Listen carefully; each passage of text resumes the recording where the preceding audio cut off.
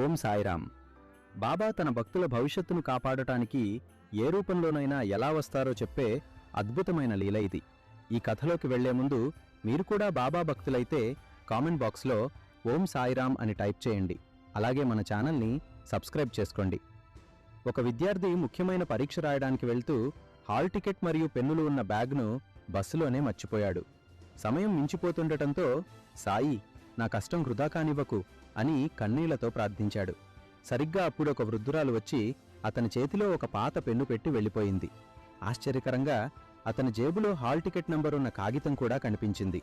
పరీక్ష అద్భుతంగా రాశాక ఆ పెన్నును గమనిస్తే దానిపై ద్వారకామయి అని రాసి ఉంది.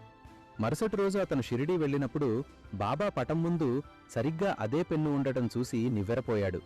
తనను ఆదుకోవటానికి బాబానే ఆ రూపంలో వచ్చారని గ్రహించి అతను కన్నీళ్లతో నమస్కరించుకున్నాడు.